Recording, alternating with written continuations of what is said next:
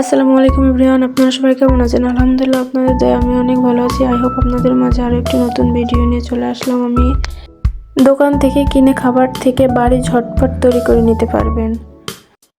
আর আপনাদের কাছে যদি ভিডিওটা ভালো লাগে অবশ্যই লাইক, শেয়ার, কমেন্ট করবেন, সাবস্ক্রাইব করতে ভুলবেন না।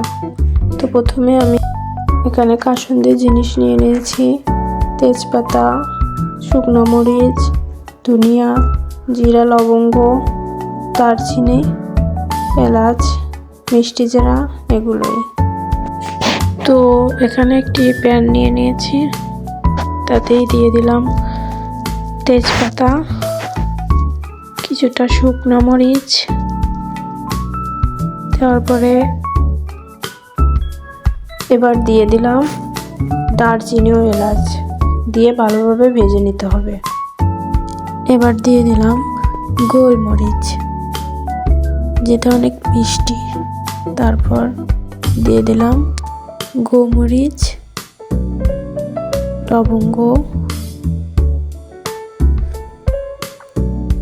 এবার দিয়ে দিলাম জিরা। এই তো, এবার ভালোভাবে ভেজে নিতে হবে। ভাজা প্রায় শেষের দিকে, সুন্দরভাবে ভেজে নিয়ে এবার একটা পাত্র নিয়ে তাতে ঢেলে নিব। এবার ঢেলে রাখা সরিষার ভিতর এই মশলাগুলো দিয়ে দেব।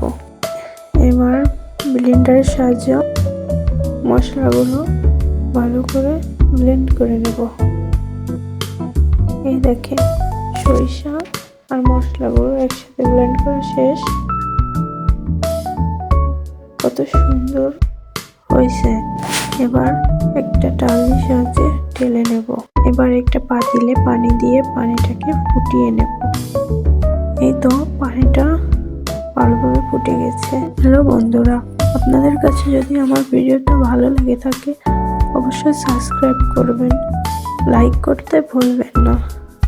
এই যে আমাদের কাসুন্দিটা তৈরি হয়ে গেছে, দেখতেই পাচ্ছেন কত সুন্দর।